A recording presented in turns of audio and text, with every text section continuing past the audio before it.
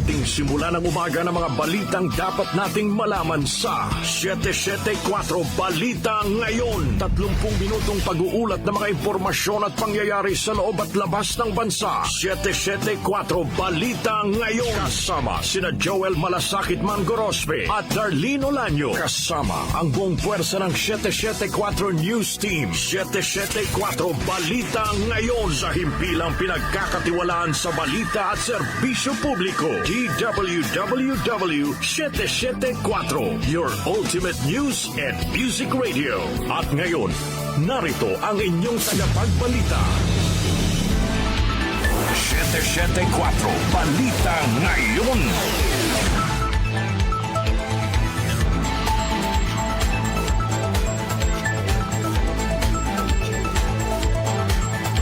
Magandang umaga, Luzon, Visayas at Mindanao. Ngayon po ay araw ng Miyerkules, June 4, 2025. Sa bayan po tayo napakinggan sa 107.9 DWH FM Dagupan. At narito na ang 774 Balita Ngayon. 774 Balita Ngayon. Kami po ang inyong tagapagbalita, Darlene Olanyo. At sa ngalan ni Malasakit Man Joel Gorospe, ako po si Albert Antivo. At sa ulo ng mga balita. Headlines. 21 gabinete ni Pangulong Ferdinand Marcos Jr. mananatili sa pwesto matapos hindi tanggapin ng Pangulo ang kanilang courtesy resignation. Kaso ng HIV sa mga kabataan tumaas ng 500% ayon sa DOH. Pangulong Ferdinand Marcos Jr. kontento sa mga pagbabago sa NAIA Terminal 3. DSWD dinipensahan ng 80,000 pesos na financial aid sa babaeng lumabas sa imburnal sa Makati City. Ayuda, utay-utay na ibibigay. At interim appointment ni DOTR Secretary Vince Dizon aprobado na ng komite ng CA. Mga bodega naman ng NFA sa Bulacan, bumili na ulit ng hanggang 5,000 kilo ng palay sa mga magsasaka. Sa atin namang Metro News, bilang ng nagpapakonsulta sa Lazaro Hospital sa Maynila, bunsod ng kagat at kalmot ng hayop, tumaas sa 2,000 kada araw. Sa ating balitang siyensya, bagong kagamitan na gawa ng mga biologist mula sa UP, maring mapahusay ang maagang pag-detect sa breast cancer. Sa atin namang lifestyle news, sa polymer banknotes ng Pilipinas kinilala bilang Best New Banknote Series. At sa ating music trivia, ngayong petsa, nagsimula ang 23 linggong pagiging number 1 sa UK album chart ng album ng The Beatles. Anong album kaya ito? Alamin! Sa atin namang balitang kakaiba, damit na suot ng isang babae sa India, bigla na lang nagliyab. 774 Balita Ngayon. 6:39 na po ng umaga sa detalye ng mga balita. 774 Balita Ngayon. Inanunsyo ni Executive Secretary Lucas Bersamin na mananatili sa pwesto ang 21 gabinete matapos hindi tanggapin ni Pangulong Ferdinand Marcos Jr. ang kanilang courtesy resignation. Kabilang dito si Agriculture Secretary Francisco Chu Laurel Jr., Agrarian Reform Secretary Conrado Estrella, Education Secretary Sani Angara, Labor Secretary Benny Laguesma, DSWD Secretary Rex Gatchalian at Health Secretary Ted Herbosa. Mananatili rin sa gabinete ng Pangulo sina DOTR Secretary Vince Dizon, Migrant Workers Secretary Hans Deo Kakdak, DOST Secretary Renato Solijum Jr., Tourism Secretary Cristina Frasco, DICT Secretary Henry Aguda at DPWH Secretary Manuel Bonoan.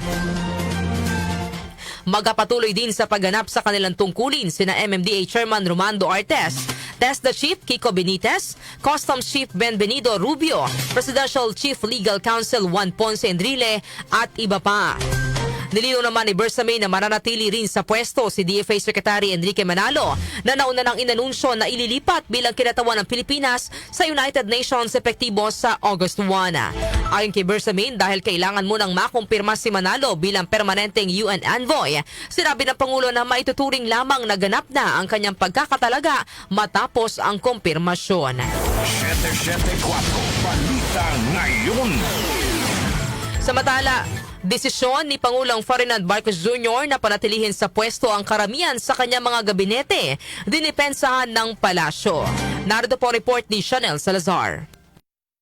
Dinipensahan ni Executive Secretary Lucas Bersamin ang naging desisyon ni Pangulong Ferdinand Marcos Jr. na panatilihin sa pwesto ang karamihan o halos lahat ng mga gabinete. Sa gitna ito ng mga batikos na halos wala namang nagbago sa administrasyon dahil karamihan sa mga gabinete ay nananatili pa rin sa pwesto. Ayon kay Bersamin, ginamit na paraan ng courtesy resignation para maipatupad ang balasahan pero nasa kamay pa rin ng Pangulo bilang manager ang pagpapasya kung sino sa tingin niya ang nakapagpatupad ng kanilang mandato. Git ni Bersamin, posibleng nakitaan na magandang performance ng Pangulo ang mga nananatili sa pwesto at nakapaghatid ng serbisyo na taliwas sa mga opisyal na tuluyan ng tinanggap ang resignation. Dahil dito inaasahan anya ng Pangulo na tututukan ng mga retained officials ang kanilang mandato at magpapamalas ng mas aktibo at magandang performance ngayong nakaligtas sila sa tanggalan at balasahan sa gabinete. The President is a manager. He has his own levels of achievement that he has imposed on each of us in the cabinet. And his expectations are there. And it is only the President who can decide if we performed up to par or we delivered on those promises or the expectations that he gave to us, announced to us at the beginning. And because of this, the President might have probably, most likely, determined that most of these whom he retained have performed at par. Because otherwise, he would surely have fired them. Si Executive Secretary Lucas Bersamin. Ako si Chanel Salazar ng DWWW 774, your ultimate music radio. Maraming salamat, Chanel Salazar. 774 Balita Ngayon. Samantala, nababahala ang Department of Health o DOH sa malaking pagtaas ng kaso ng Human Immunodeficiency Virus o HIV sa mga kabataan. Sa isang video message, sinabi ni Health Secretary Ted Herbosa na bagaman na iuulat ngayon ang kaso ng MPOX sa bansa, ay mayroon pang problema na dapat mas pagtuunan ng pansin kaysa sa MPOX. At ito anya ang paglobo ng HIV cases. Ayon kay Herbosa, 500% ang itinaas ng kaso ng HIV sa mga kabataang edad 15 hanggang 25 at pinakabataan niya ay nadiagnose sa may HIV ay edad 12 na mula sa probinsya ng Palawan. Sinabi pa ng kalihim na sa kasalukuyan ang Pilipinas ang may pinakamataas na naitalang bagong kaso ng HIV sa Western Pacific region.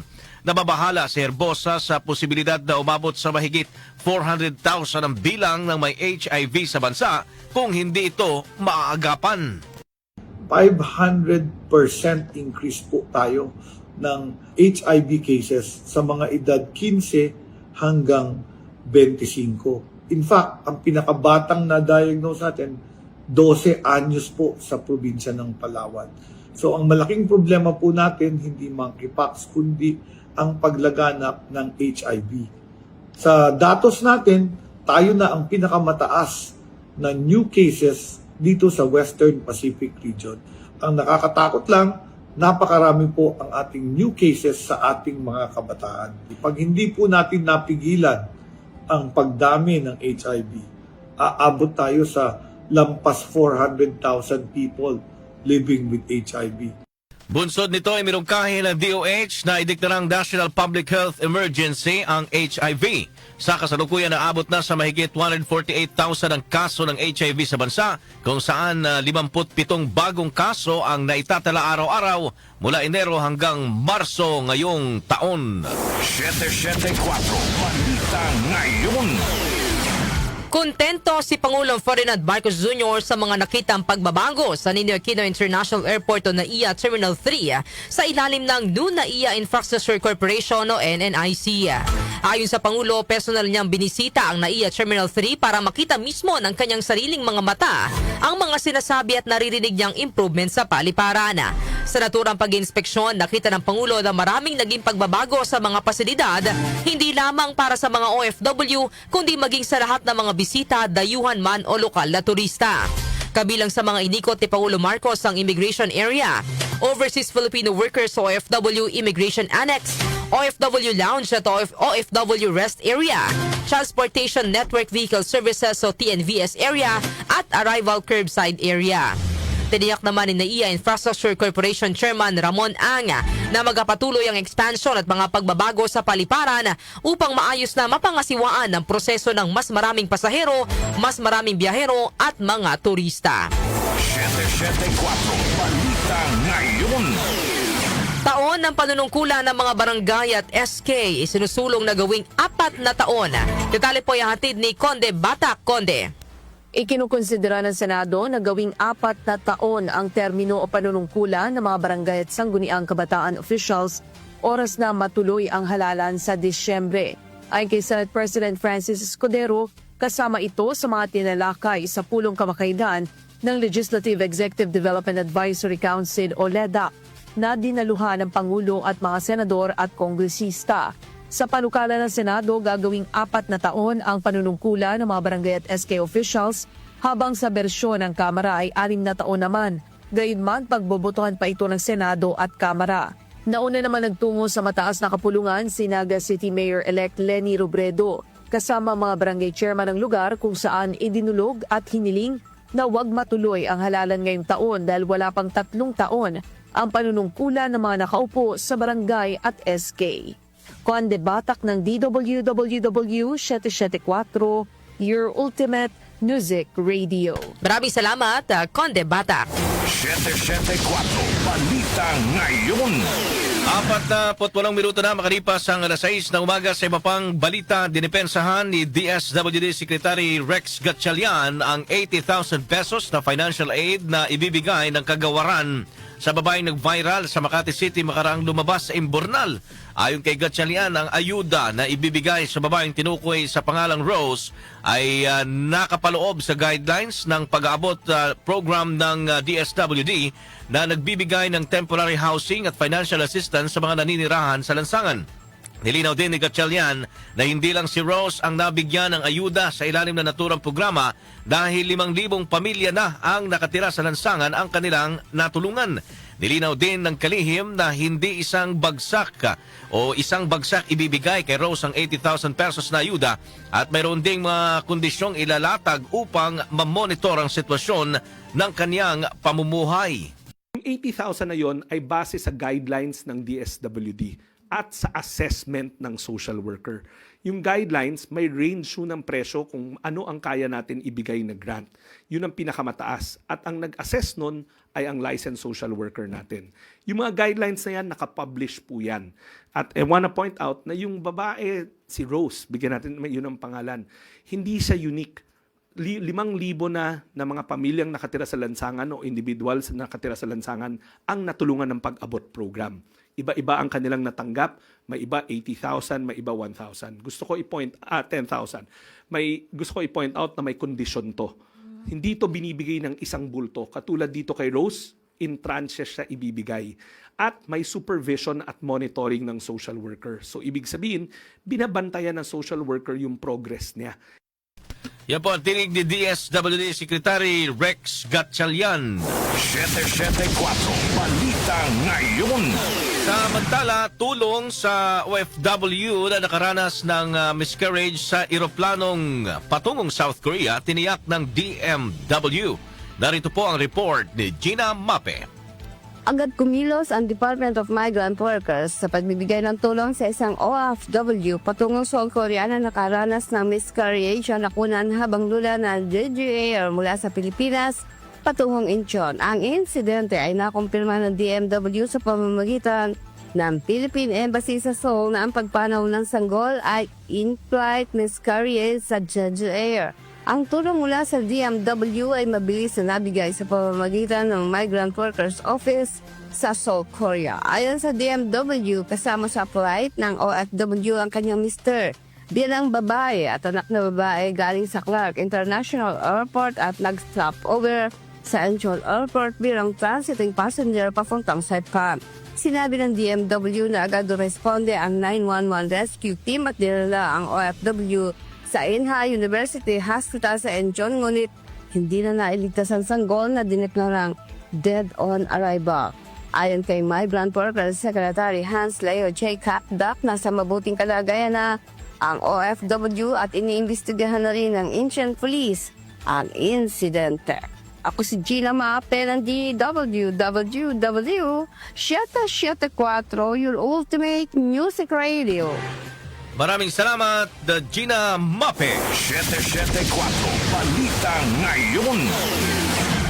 Inaprubahan na ng Committee on Transportation ng Commission on Appointments o CA ang ad interim appointment ni Transportation Secretary Vince Dizon. Matapos ang higit 3 oras na confirmation hearing, nagmosyon sa pagdinig si Congressman El Rey Villafuerte na aprubahan na ang ad interim appointment ni Dizon na hindi naman tinutulan ng mga miyembro ng komite ng CA. Sa pagsalang ni Dizon sa CA, natanong ito kung kanselado na ang EDSA rehabilitation matapos suspindihin ni Pangulong Ferdinand Marcos Jr. ang proyekto. Sagot ni Dizon, hindi naman kanselado ang rehabilitasyon at sa halip ay nais lamang ng Pangulo na humanap ng paraan para mapabilis ang pagkukumpuni sa EDSA. Sa pagharap din nito sa CA, tiniyak ni Dizon na pangunahing tututukan niya sa ahensya ang isyu ng road safety at pagsasaayos ng mass transport infrastructure. Aminado si Dizon na masalimuot ang road sector ng bansa at maraming dapat na gawin ng ahensya pagdating sa mga regulasyon sa trapiko at ang mabagal na pagsaayos ng mass transport ng bansa. 774 Balita Ngayon. Samantala, pagsuspinde sa EDSA rebuild, patuloy na umaani ng suporta mula sa mga kongresista. Grace Mariano sa detalye. Patuloy na lumalakas ang suporta at papuri mula sa Kamara sa desisyon ni Pangulong Ferdinand Bongbong Marcos Jr. na suspendihin ang EDSA Rebuild Project. Para kay House Deputy Majority Leader and Quezon City 3rd District Representative Franz Pumaren, ang hakbang ni Pangulong Marcos ay nagpapakita ng matatag nitong pamumuno at mabilis na pagtugon sa pangangailangan ng mamamayang Pilipino. Sabi naman ni 4-Piece Party List, Representative J.C. Abalos II, ang pasya ni PBBM, ay nagpapakitang nauunawaan nito kung ano ang magiging epekto sa buhay at kabuhayan ng mga mananakay, negosyo at sa ating ekonomiya kung tatagal ang rehabilitasyon sa EDSA. Diin naman ni Manila 2nd District Representative Rolando Valeriano, hindi biro ang 2 taon na traffic at perwisyo kung hindi kaagad matatapos ang EDSA rehab, kaya dapat itong gamitan ng modernong teknolohiya gaya sa Japan, Singapore at iba pang mauunlad na bansa. Ipinunto naman ni Manila 3rd District Representative Joel Chua na kung totoong prioridad natin ang kapakanan ng mga tao, ay dapat 24/7 ang trabaho sa EDSA rehab para masulit ang bawat oras ng sakripisyo ng publiko. Una ring iginiit ni Bicol Saro, Party List Representative, at Parañaque 2nd District Representative-elect Brian Raymond Yamsuan na marapat lang i-rebuild at isailalim sa rehabilitasyon ang ilang dekada ng EDSA, pero dapat itong gawin ng mabilis upang hindi makaperwisyo sa publiko at sa ekonomiya. Ako si Grace Mariano para sa DWWW 774, your ultimate music radio. Maraming salamat, Grace Mariano. 774 Balita Ngayon. Oras, 6 na minuto bago mag-alas 7 ng umaga, binuksan na muli ng National Food Authority o NFA ang kanilang mga bodega sa Bulacan para sa bintahan ng palay ng mga magsasaka. Ayon kay Palace Press Officer Claire Castro, nasa 5,000 kilo ng sako ng palay ang maaring bilhin ng NFA sa mga magsasaka sa Bulacan matapos mabakante ang kanilang mga bodega sa probinsya. Batay sa NFA, tumaas na ang kanilang buying price sa mga palay sa buong bansa kung saan nasa 18 pesos hanggang 19 pesos per kilo na ang presyo ng fresh o sariwang palay, habang 24 pesos per kilo para sa mga tuyo o dry palay. Sa pamamagitan nito ay madadagdagan ang kita ng mga magsasaka at magiging matatag ang buffer stock sa panahon ng kalamidad. Inihag ni Castro na layo ng pamahalaan na maibalik ang kapangyarihan ng NFA na makapagbenta ng bigas diretso sa mga consumer para mas kontrolado at matatag ang bintahan sa mga pamilihan at hindi na muling sumirit ang presyo ng bigas. 774 Balita Ngayon. Sa iba pang mga balita, PNP pinawi ang pangamba ng CHR hinggil sa pag-aresto ng mga individual na sangkot sa iligal na droga. Angel Garcia sa report. Nangako ang Philippine National Police ay patutupad ang batas ng may respeto sa karapatang pantao at due process. Ito'y kasunod na rin ng pangamba ng Commission on Human Rights sa ikakasang mas pinaigting operasyon ng PNP laban sa iligal na droga. Ayon kay PNP Chief Police General Nicolas Torre III, kanyang pinaalalahanan ng mga pulis na mas maging aktibo sa pag-aresto ng mga sangkot sa droga. Aniya, hindi ito basta paramihan ng huli kung hindi pagpapalakas ng mas mabilis, magkatao at magkatarungang pagpapatupad ng batas. Iginit pa ni Torre na lahat ng pag-aresto ay kailangan na may warrant o sapat na legal na batayan kung saan patuloy rin ang pagsasanay ng mga pulis sa paggamit ng non-lethal tactics at makataong pagtrato sa mga dinadakip. Tiniyak naman ng pambansang pulisya sa publiko at sa CHR ang kanilang kilos ay naayon sa batas o batay sa saligang batas, revised rules of criminal procedure at PNP operational procedures. Angel Garcia ng DWWW 774, your ultimate music radio. Thank you, Angel Garcia. 774 Balita Ngayon. Ang ating po oras, 6:57 na umaga. Kami pa rin po ang inyong tagapagbalita, Darlene Olanyo. Ako naman si Albert Antivo. 774 Balita Ngayon. Metro News. Metro News. Sa iba pang mga balita, tumaas sa 2,000 ang bilang ng mga nagpapakonsulta sa Animal Bite and Treatment Center sa San Lazaro Hospital sa Maynila, araw-araw simula noong nakaraang linggo. Ayon sa pamunuan ng ospital, ito ay mas mataas sa karaniwa bilang ng 400 hanggang 500 pasyente. Isa sa dahilan na nakikita ng ospital ay ang takot ng publiko dahil sa nakikita at napapanood nila sa social media at telebisyon hinggil sa mga kaso ng pagkasawi, bunsod ng rabies matapos makagat o makalmot ng hayop. Batay po sa datos sa Department of Health, umabot na sa 55 ang naitalang kaso ng rabies sa bansa mula Enero hanggang Marso ngayong taon. Payo ng DOH, kapag nakagat o nakalmot ng hayop, ay hugasan ang sugat sa dumadaloy na tubig sa loob ng 10 minuto. Matapos ito ay agad magtungo sa pinakamalapit na Bite Center, Health Center o ospital para masuri ng doktor at maturukan ng anti-rabies vaccine. Foreign exchange rates. Foreign exchange rates. Naki-update naman tayo magkano ang palitan niyon, Darlene. Narito ang update sa ating foreign exchange rates. Ang palitan ng piso kontra dolyar ay nasa 55 pesos and 78 centavos. Habang 63 pesos and 82 centavos naman ang palitan sa piso ng kontra euro. Habang ang British pound ay nasa 75 pesos and 57. Ang palitan naman ng piso kontra Saudi Rial ay nasa 14 pesos and 87 centavos, habang ang Japanese yen ay nasa 39 centavos. Lotto results. Lotto results. Update naman tayo sa resulta ng Lotto. Ihatid po sa atin ni Jonah Bakiran. Jonah. Narito na ang mga lumabas na winning combination sa Ultra Lotto 658 na binola kagabi June 3, 2, 18, 28, 19, 41 at 26, kung saan walang nakapag-uwi ng 94,914,130 pesos and 40 centavos. Ang bola naman sa Super Lotto 649 ay ang 21, 43, 47, 17, 45 at 19, kung saan wala namang nanalo ng 48,050,797 pesos na jackpot prize. Habang ang mga numero namang lumabas sa Lotto 642 ay ang 5, 22, 14, 3, 23 at 11, kung saan isa naman ang maswerteng nakapag-uwi ng 102,346,298 pesos na premyo.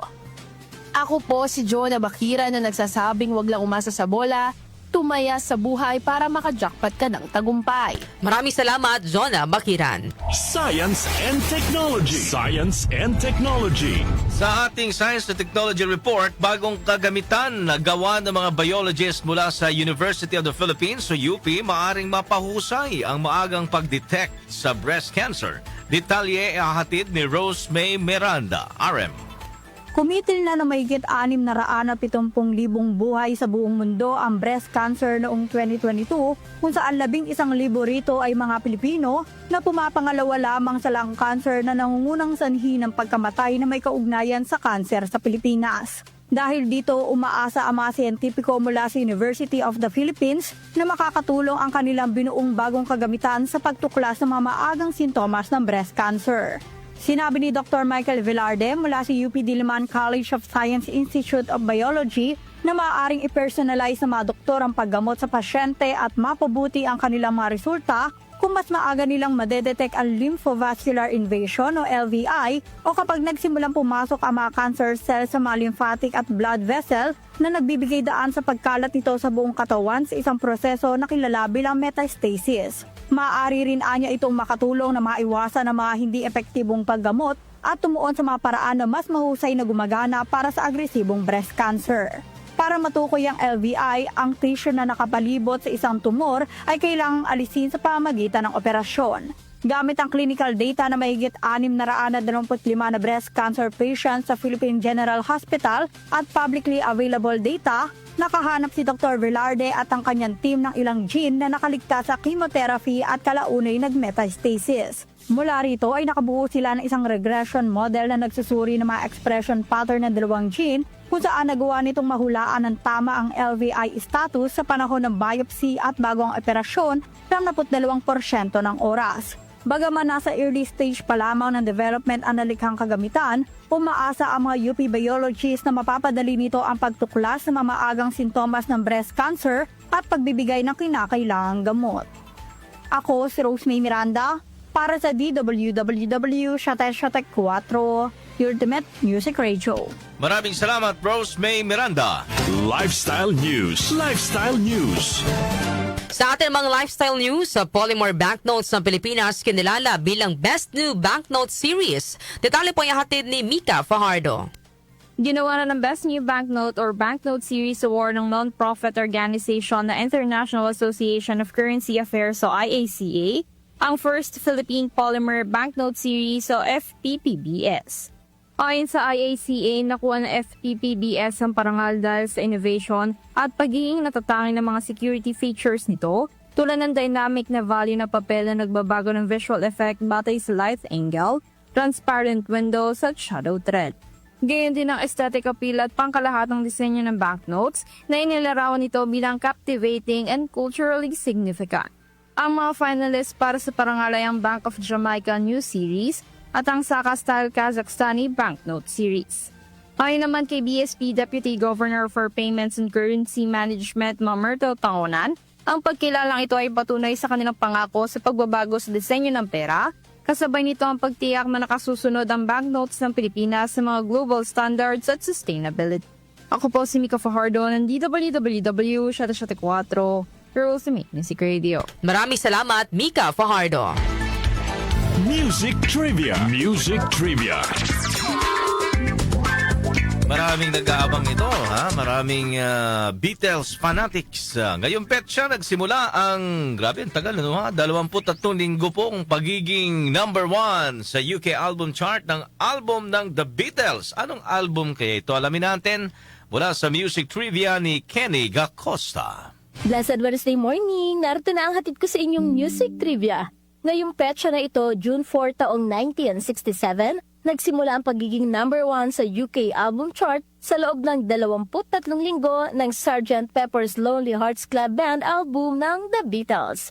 Ang Sgt. Pepper's Lonely Hearts Club Band ang ikawalong studio album ng The Beatles na nirelease noong May 26, 1967. Sinimulang i-record ang naturang album sa loob ng 129 na araw mula December 1966. Ang Sgt. Pepper's Lonely Hearts Club Band ay nagwagi ng 4 na awards sa 1968 Grammys, kabilang ang Album of the Year, at itinuring din ang album ng English rock band bilang isa sa greatest of all time. Kabilang sa Sgt. Pepper's Lonely Hearts Club Band album ang mga awiting Lucy in the Sky with Diamonds, Being for Benefit of Mr. Kite, at A Day in the Life.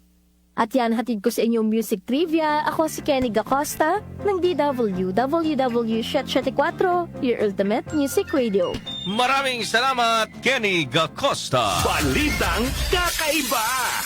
At sa atin namang balitang kakaiba, damit na suot ng isang babae sa India, bigla na lang nagliyab. Alamin natin bakit kaya nagliyab. Sa balitang kakaiba ni Doc Justin, magandang umaga. Good morning. Sandali naglalakad pa ako. Asan kaya si Doc Justin? Live ka ngayon, Doc Justin, ah. Oo nga. Oo, kasi ang na-record kong balita 2023 pa ata yun. Sininig Gacosta. Naman, by the way, si Joel, wala si Joel, ano? Oo. Okay. Alam mo, itong balitang kakaiba natin, naglalakad sa isang palengke sa India ang isang babae na bigla na lang nagliyab ang kaniyang damit. Sa kuha ng CCTV, makikita ang 4 na babae na naglalakad sa Kandoy Market nang bigla na lang nag-apoy ang balabal ng isa sa mga kasamahan nila. Makikitang nagpaikot-ikot ang babae bago tuluyang naibato palayo ang kaniyang balabal. Agad naman siyang tinulungan ng mga kasama niya upang mapagpag ang apoy at hindi siya tuluyang masunog. Sa kabutihang palad, ligtas naman ang babae, ngunit nagtamo ito ng paso sa kaniyang katama, sa kaniyang Kamay. Anong kamatay? Kamay. Palaisipan sa babae at sa mga kasama nito kung bakit biglang nagliyab ang kaniyang damit. Gayong ayon sa pamunuan ng pamilihan na yon, ay tindahan ng tubig ang nadaanan ng babae. Swerte siya. At sa pamilihan na yon, walang anumang maaring maging source ng apoy sa lugar. Hinala ng ilan, matinding init ng panahon ang nagdulot ng pagliliyab ng kasuotan ng babae. Ako, talagang Hindi mo masabi. Tsaka yung klase ng tela nila, hindi yung basta-bastang tela na may yung pong pagka naano sa araw, nagkukos talaga ng sobrang init. Mahirap yung init sa katawan. Marami rin akong nabalitaan dyan na pag pinairal yung init sa katawan. Oo, mahirap yun kasi stroke eh. Oo. Bakit kayo natahimik? Kasi mahirap na pag init ng Init ang ulo. Oo, init. Mahirap din na init ng ulo, di ba? Nagkakos ng road rage, ng away. Kaya anong advice mo dyan? Huwag maglalaro ng apoy. Mahirap ang maglaro ng... Ay, nako. Sige, baka saan pa mapunta ito, ha? Pero, yun nga, mainit ang panahon ngayon. Pero, ano na tayo ngayon, eh? Tag-ulan na. Tag-ulan na. Oo, official na. Panahon na ng tag-ulan na. So, magreklamo naman kayo ngayon. Sige. Ako si Doc Justin. Just out na go. Thank you. Maraming salamat, Doc Justin. 774 Balita Ngayon. At yan po ang mga may init na balita ngayong araw ng Miyerkules, June 4, 2025. Kami po ang inyong tagapagbalita, Darlene Olanyo. Sa ngalan ni Malasakit Man, Joel Gorospe, ako po si Albert Antivo. At napasa inyo ang 774 Balita Ngayon. 774 Balita Ngayon.